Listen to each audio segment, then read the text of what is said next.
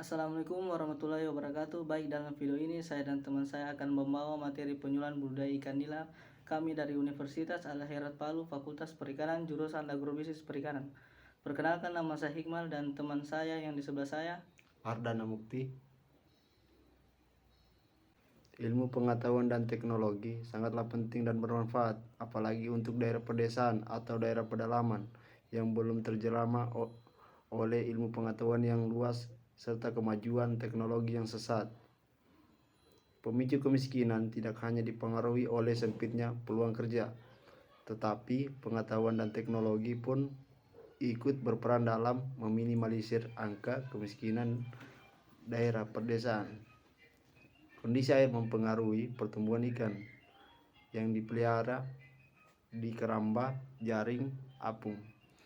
Tingginya amoniak pada perairan merupakan salah satu faktor yang berpengaruh terhadap kesehatan dan pertumbuhan ikan. Dalam kurung Handayani dan Siswanto 2019 tutup kurung. Pemeliharaan ikan nila sudah jarang dilakukan di keramba jaring apung yang ada di perairan. Hal ini dikarenakan yang dipelihara pertumbuhannya lambat sehingga secara ekonomi tidak terlalu menguntungkan bagi petani ikan setempat. Pemeliharaan di keramba jaring apung dipengaruhi oleh kondisi perairan karena media pemeliharaannya yang digunakan tidak dapat dikontrol, sehingga hasil produksinya pun akan terpengaruh pada kondisi ikan dan lingkungan tersebut. Menurut Yohana DKK 2017, salah satu hambatan utama dalam keberlanjutan produksi budidaya ikan di keramba jaring apung atau KJA saat ini adalah rendahnya tingkat kelangsungan hidup dalam kurung SR yang hanya berkisar antara 20 sampai 40% aja.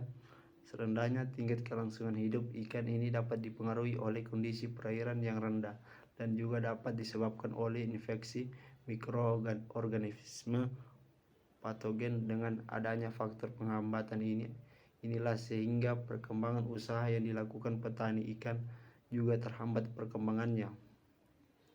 Berdasarkan masalah di atas, maka tim pelaksana PKM melaksanakan kegiatan untuk membantu petani untuk dapat mengembangkan usahanya melalui kegiatan pemeliharaan ikan di media terkontrol yaitu kolam terpal.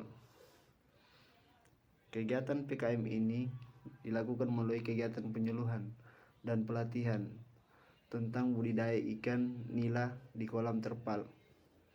Kegiatan pelatihan tentang budidaya ikan melalui kolam terpal pernah dilakukan di daerah-daerah lain seperti yang telah dilakukan oleh Aksan,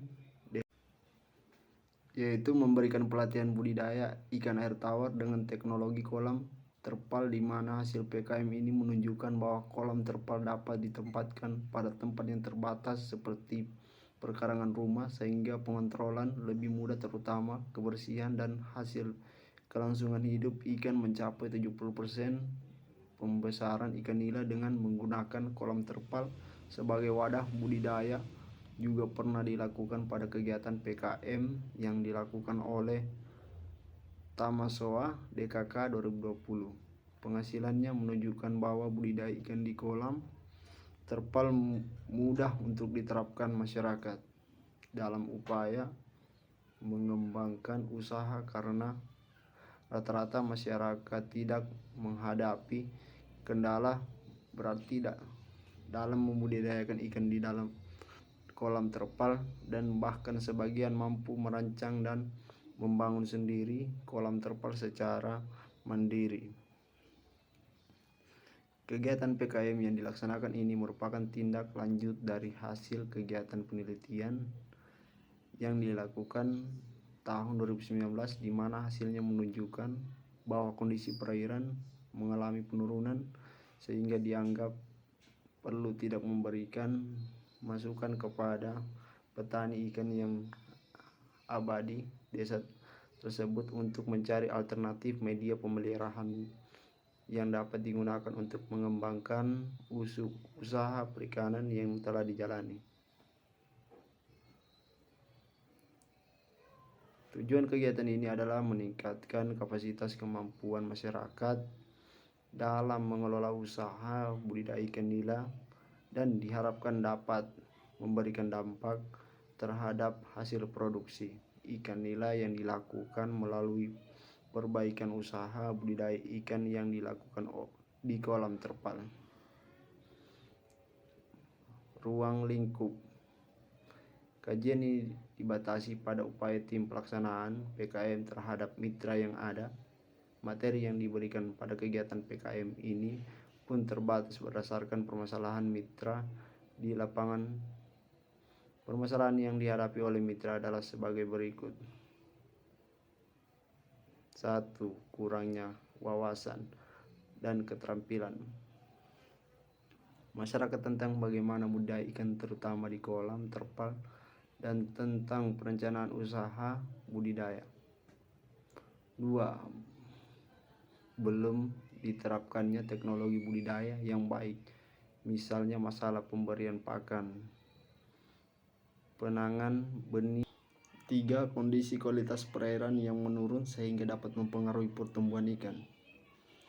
4. Belum ada alternatif tempat pemeliharaan ikan. Hasil kegiatan PKM ini diharapkan dapat memberikan pengetahuan dan keterampilan masyarakat dalam memelihara ikan nila di kolam terpal, sehingga nantinya mereka dapat melakukan kegiatan budidaya pada media terkontrol seperti kolam terpal, sehingga produksi yang dihasilkan dapat meningkat dan keuntungan dapat maksimal. Baiklah, selanjutnya bahan dan metode. Program kemitraan masyarakat yang dilaksanakan merupakan sebuah upaya yang dilakukan untuk membantu petani ikan dalam memperbaiki usaha budidaya mereka sehingga dapat meningkatkan pendapatan. Kegiatan perbaikan budidaya yang ini dilakukan dengan memberikan pelatihan tentang bagaimana melaksanakan budidaya dengan menggunakan kolam terpal sebagai meningkatkan pendapatan dan kesejahteraan pembudidaya ikan Hermawan DDK 2017. Peningkatan kesejahteraan ini dapat dilakukan dengan memperbaiki usaha budidaya yang dilakukan, misalnya penerapan inovasi dalam budidaya ikan, yaitu dengan menggunakan kolam terpal. Sebagai media pemeliharaan, kolam terpal merupakan salah satu alternatif teknologi budidaya yang dapat diterapkan pada lahan sempit, lahan minim air, atau lahan yang tanahnya poros, terutama tanah berpasir. Arti kolam terpal merupakan salah satu solusi untuk pengembangan budidaya ikan yang dapat dilakukan pada lahan kritis dan sempit. Metode kegiatan. Peserta yang terlibat dalam kegiatan ini berasal dari kelompok budidaya ikan yang ada di daerah mitra yang mempunyai keinginan untuk memperbaiki usaha yang telah dijalani. Kegiatan PKM dilakukan dengan metode pendekatan berdasarkan permasalahan yang dihadapi oleh mitra, dalam hal ini masyarakat, dan menjalankan usaha budidaya ikan nila agar usaha ini bisa menjadi efektif dan menguntungkan. Maka metode yang telah dilaksanakan oleh berupa kegiatan dengan metode pendekatan aktif secara berkelanjutan antara tim pelaksana dan mitra.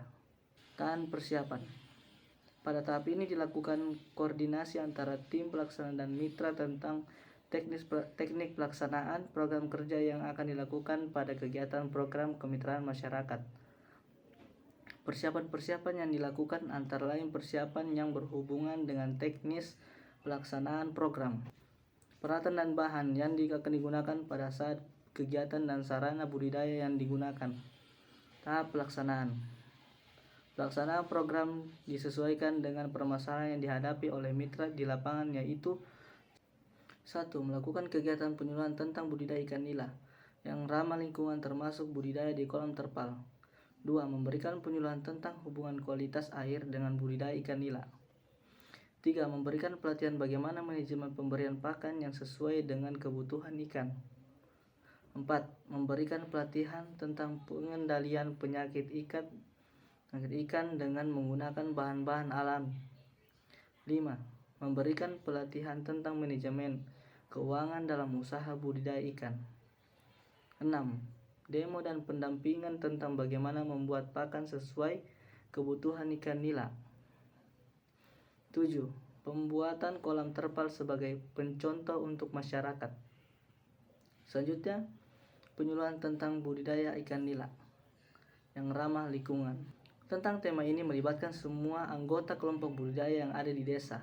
Hal ini perlu disampaikan agar wawasan dan pengetahuan mitra dapat berkembang sehingga nantinya akan dapat diaplikasikan di lapangan dengan tetap menjaga lingkungan perairan, karena lingkungan perairan berpengaruh langsung terhadap budidaya ikan yang akan dilakukan.